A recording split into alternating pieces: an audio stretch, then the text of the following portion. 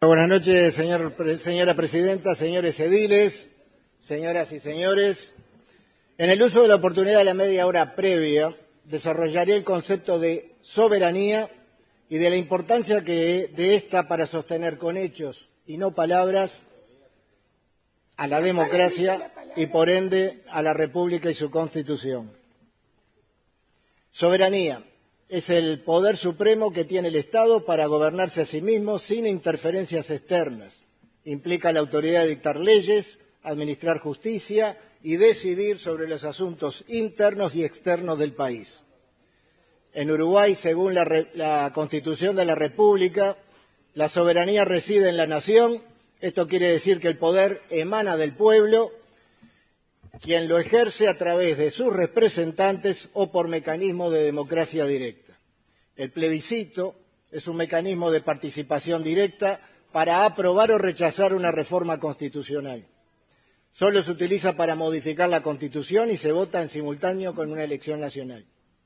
Por otra parte, el referéndum es también otro mecanismo de democracia directa mediante el cual la ciudadanía puede ratificar o derogar una ley. El resultado tiene carácter obligatorio si participa al menos un 25% del electorado según el padrón electoral. Desde 1980 a la fecha se han convocado los siguientes plebiscitos y referéndums por orden cronológico. El 30 de noviembre de 1980, un plebiscito constitucional. Fue impulsado por el gobierno de facto de la época para un proyecto de una nueva Constitución. El mismo fue rechazado por un 56% de votos. El 16 de abril de 1989, y ya retomada la democracia, se realizan dos consultas populares, ambas muy importantes. Un plebiscito de reforma constitucional jubilatoria, el cual fue aprobado con el 72,5% de respaldo, y un referéndum que proponía anular la ley de caducidad, la pretensión punitiva del Estado, la ley 15.848, que había sido promulgada en el año 1986. Este referéndum rechaza la propuesta de anulación por el 57% de votos. El 13 de diciembre de 1992 se convoca a un plebiscito para la derogación de la ley 16.211, llamada Ley de Empresas Públicas.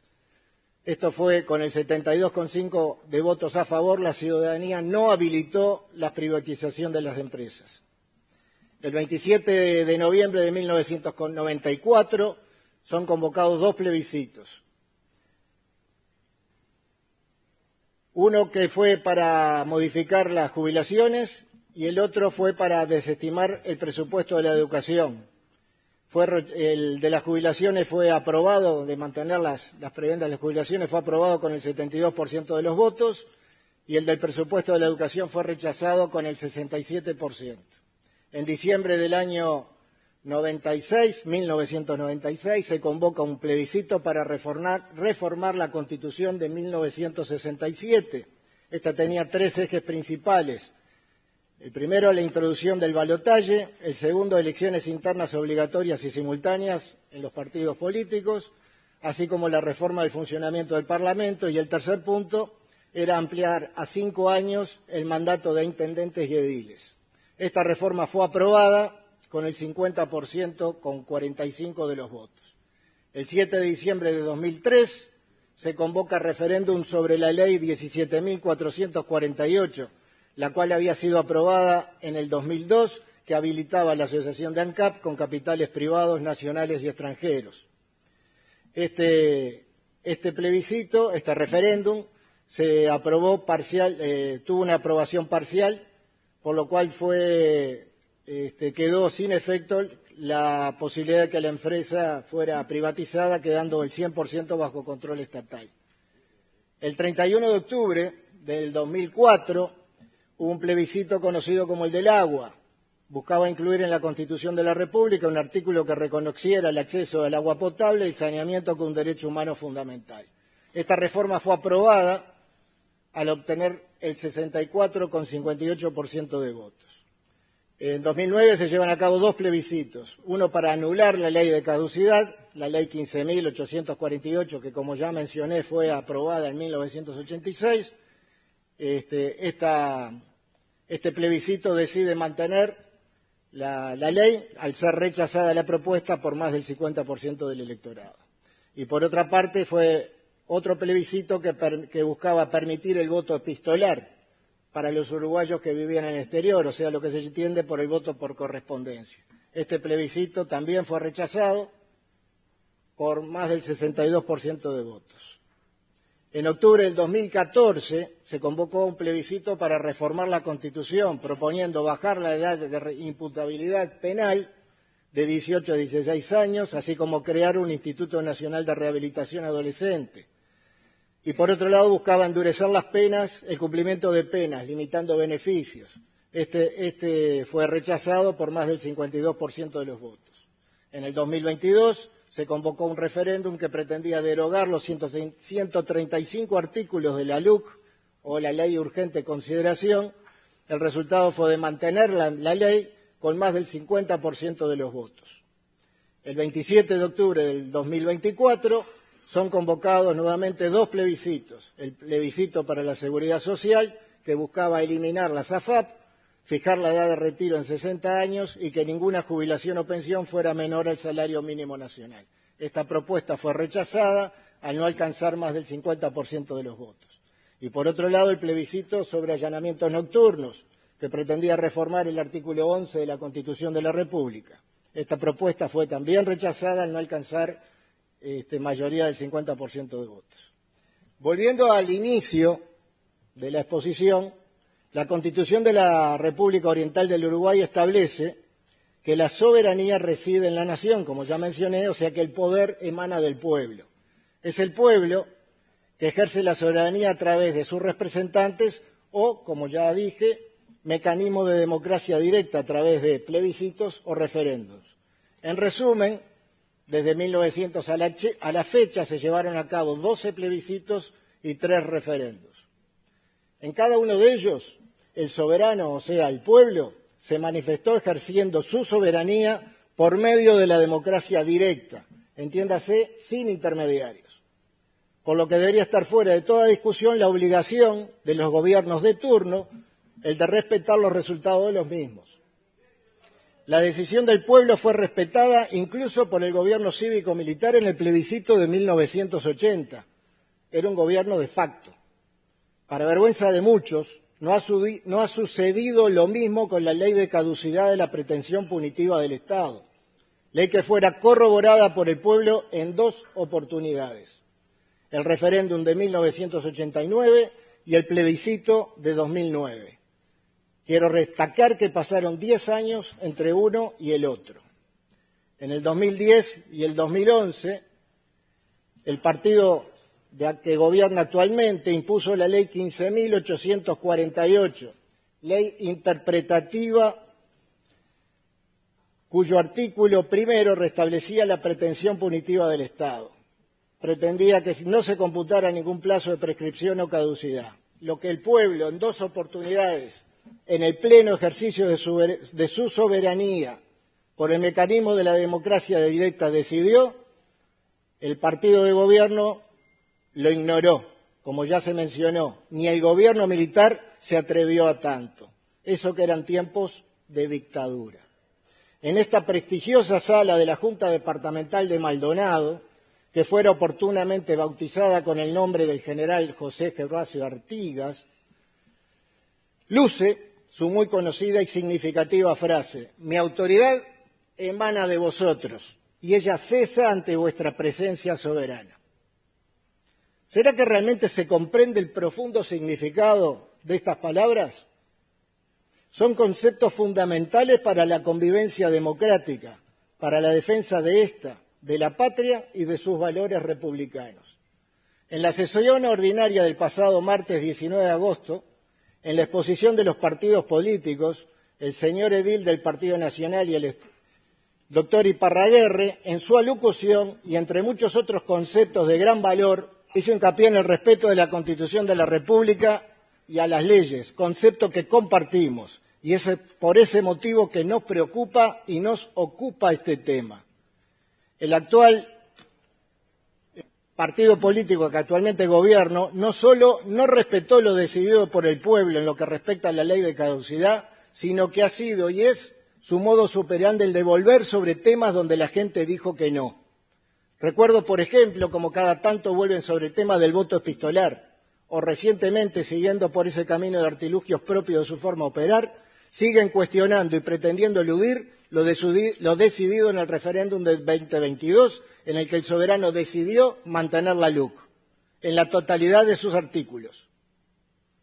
Esto tiene mucha vigencia cuando hoy vemos que hay centros de educación ocupados y no se está aplicando la misma. Es responsabilidad de todos, tanto de los ciudadanos como de sus representantes, el estar atentos, ya que hay antecedentes de lo que este partido político no logra con mecanismos de democracia directa, lo busca imponer por otros medios, interpretando lo que le sirve a la gente. Es justo también resaltar, y lo hago con dolor e impotencia, de que el gobierno de coalición, que hasta hace pocos meses ostentaba el poder, incluso con las necesarias mayorías parlamentarias, nada hizo para revertir la situación anticonstitucional generada por la ley 15.848, esa ley interpretativa, desconociendo la voluntad popular manifiesta de dar vuelta a la página y con ello lograr la tan deseada y necesaria reconciliación nacional, tal como nos lo enseña nuestra propia historia en pasadas luchas fratricidas entre las tradicionales divisas blanco y colorada. El concepto fratricida refiere a un conflicto o enfrentamiento violento entre hermanos. En un sentido más amplio, se aplica a conflictos entre personas que comparten una identidad común como miembros de una nación. Entre otros, se caracteriza por la violencia y el enfrentamiento entre las partes involucradas, lo que puede llevar a daños físicos y emocionales. Un claro ejemplo de la lucha fratricida son las guerras civiles, donde ciudadanos de un mismo país se enfrentan violentamente por diferencias políticas, ideológicas o étnicas. En Uruguay, en el contexto de la Guerra Fría, se declaró el 15 de abril de 1972 el estado de guerra interno, cuando la Asamblea General, en el pleno ejercicio de su soberanía, aprobó la suspensión de las garantías individuales y la declaración del estado de guerra interno, con el voto favorable de todos los sectores, excepto del Frente Amplio. Las guerras no son nada deseables, ninguna de ellas, menos aún las guerras civiles, las internas o las no convencionales, o también llamadas guerras sucias, ya que no están amparadas debidamente por el derecho internacional humanitario, o sea, por la Convención de Ginebra y demás leyes de guerra, leyes que pretenden regular el uso de la violencia. Es deber y responsabilidad de todos los actores el evitar ir a la guerra. Una de sus definiciones dice que es la continuación de la política por otros medios. Ya cruzada la línea, las consecuencias son impredecibles, generando mucho dolor e impotencia en todos los involucrados, esto sin excepción. Quienes hemos tenido la experiencia de formarnos profesionalmente para los conflictos bélicos, que por otra parte nos hemos formado en la resolución de conflictos y en derechos humanos, con la experiencia de haber participado por más de 6 años en misiones operativas, como ser, entre otras, Camboya, en Ruanda o en la República Democrática del Congo, donde la brutalidad de la violencia llegó a niveles de genocidio, pudiendo dar fe, al regresar años después a esos países, cómo esas sociedades han sabido aprender del pasado, dar vuelta a la página y salir adelante como sociedades. Volviendo a la ley 15.848, la ley interpretativa, no solo tiene visos de anticonstitucionalidad, sino que al desconocer la voluntad popular manifiesta, sino que también se pone en tela de juicio su subjetiva aplicación por parte de una fiscalía que es cuestionada por su dudosa objetividad y que tuvo y tiene efectos de lo que muy pocos hablan, ya que en apariencia no sería políticamente correcto hacerlo, o porque se desconoce la verdad o no la que nos cuentan, sino aquella que está muy bien documentada. Es así como viejos servidores públicos, entre civiles, policías e integrantes de las Fuerzas Armadas, sufren en silencio el olvido de sus conciudadanos, justamente aquellos que los llamaron a actuar y por lo que muchos dieron todo, incluso sus propias vidas. Al día de la fecha, 37 de ellos han fallecido en prisión. 35 se encuentran por razones de edad y graves problemas de salud con prisión domiciliaria. Hay 6 que se encuentran presos en la Guardia Republicana y otros 27 en la unidad de detención número 8, Domingo Arena. 9 formalizados, 1 procesado sin prisión, 6 liberados y 3 en libertad condicional. Hablamos de 124 septuagenarios, octogenarios y nonagenarios, razones por las que el Estado uruguayo está denunciado en Ginebra en 15 causas individuales, 1 grupal y 3 denuncias en la Comisión Internacional de Derechos Humanos en Washington, D.C. ¿Qué está faltando? ¿Voluntad política? ¿Qué intereses pueden estar en juego? ¿Pueden estos intereses estar por sobre la voluntad de la ciudadanía? ¿Esto lo vamos a aceptar, lo vamos a seguir aceptando así porque sí? Es evidente que algo sucedió, algo cambió entre lo que muchos decían en campaña electoral. Esto era dicho por muchos e importantes actores políticos y lo que posteriormente hicieron, o mejor dicho, no hicieron. Archivos de prensa así lo demuestran, ya que esto no se resiste. Por otra parte, además de que fuera ignorada la voluntad popular en 2 oportunidades, no deja de llamar mucho la atención las características de los procesos judiciales, las pruebas, o mejor dicho, la falta de ellas u otras de muy dudosa credibilidad, testigo que por lo livianito de sus dichos no serían considerados en ningún otro tipo de juicio. El peso de las penas que se aplican haciendo referencia a delitos inexistentes a la fecha que supuestamente fueron cometidos, como por ejemplo el muy usado y repetido por muchos, sea por ignorancia o peor aún por mala fe, el de terrorismo de Estado. Ese delito no existía a esa fecha. Y otra larga lista de etcéteras más. Basta tan solo comparar la benevolencia con que hoy actúa la justicia ante los delitos diarios de sangre, de corrupción y otros muy graves que a diario suceden en este desconocido Uruguay para objetivamente cuestionarlo. ¿Qué hay detrás de todo esto? ¿Venganza, inmorales intereses económicos? O quizás, y no tan quizás, un poco de todo esto. La duda es válida al observar que la mayoría de actores, sean estos fiscales, asociaciones de derechos humanos, sindicatos y otras muchas, tienen como característica común que sus referentes son conocidos militantes del Partido Comunista. Este partido político de características muy particulares, ya que no se identifica con el concepto de lo nacional, que en el país donde gobernaron y gobiernan se caracterizan por ser dictaduras, con millones de muertos en su haber a lo largo de la historia y varios etcétera más, que integra la coalición que actualmente gobierna en el país, es bien conocido desde los años 60 y 70 por este tipo de operaciones, acciones, verdades a medias, mentiras y manipulaciones.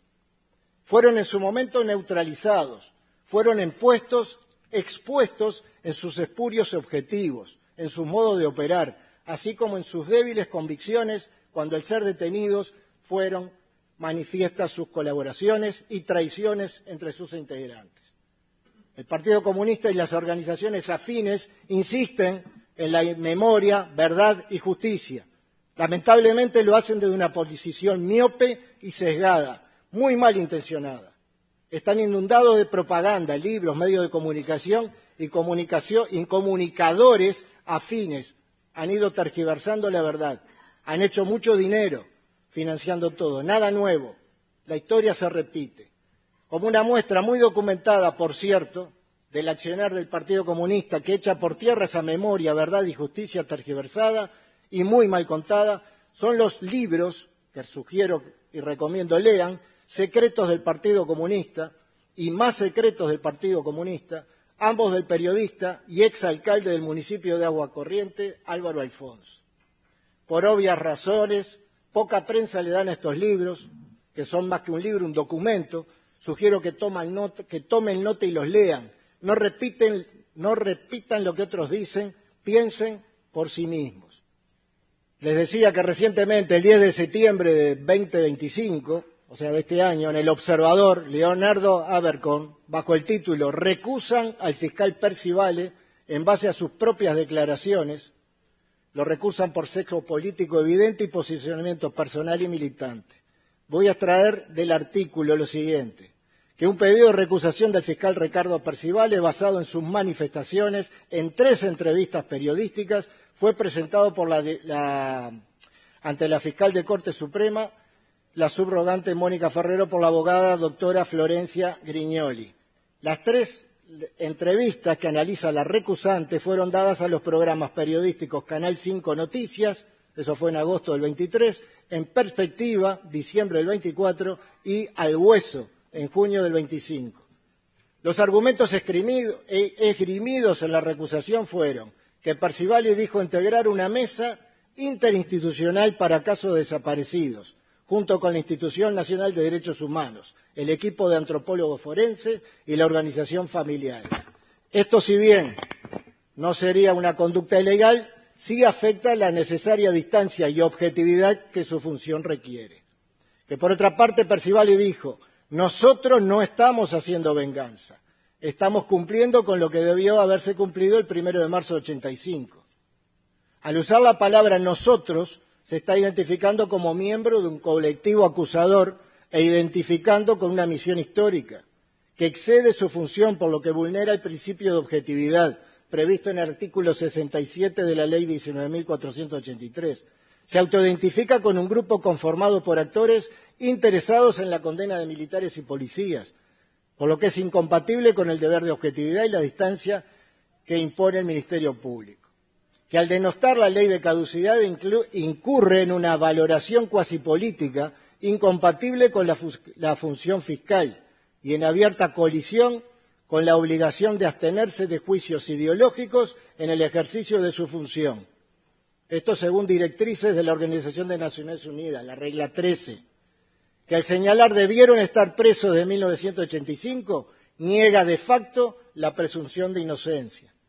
Que el fiscal es primo hermano de Dardo Maldana Percivale, quien fuera detenido entre 1974 y 1983 por integrar el Movimiento de Liberación Nacional Tupamaros, así como también consta que tías y un tío político fueron militantes del Partido Comunista, por lo que esas vinculaciones hacen inevitable un sesgo de identificación con las víctimas. La afinidad política y afectiva es evidente, por lo que debió de excusarse de intervenir en causas que guardan relación con ese mismo contexto histórico.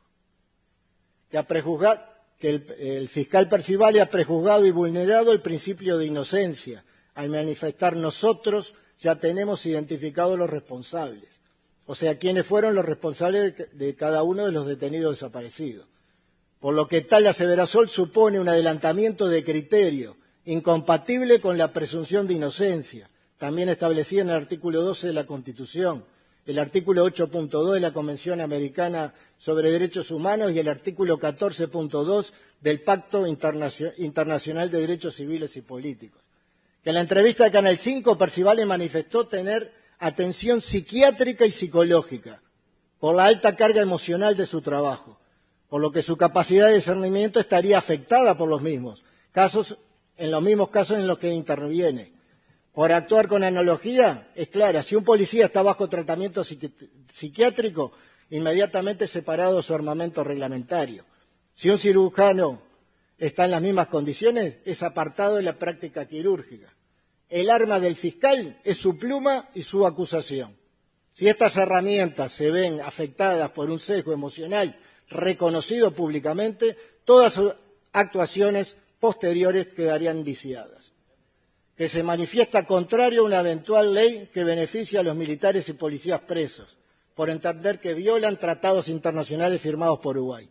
Esto también excede su competencia, ya que no está facultado para condicionar el proceso legislativo ni para advertir qué normas serían aceptables o no en el concierto internacional.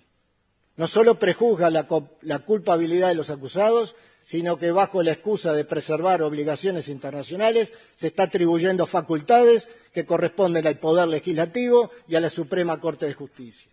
La doctora Grignoli concluye que la Fiscalía Especializada en Crímenes de Lesa Humanidad exhibe un sesgo político evidente y ha promovido acusaciones carentes de elementos probatorios suficientes y de nexo causal jurídico en desmedro del derecho proyecto. Por otra parte, el 28 de agosto del 25, en la columna Indisciplina Partidaria del semanario Voce de Doña Sartú, bajo un título de un término retrógrado, comienza su artículo diciendo: hay palabras de moda y hay palabras de modé, como lo han notado. Por ejemplo, la palabra república, ciudadanía o soberanía no pasan por su mejor momento.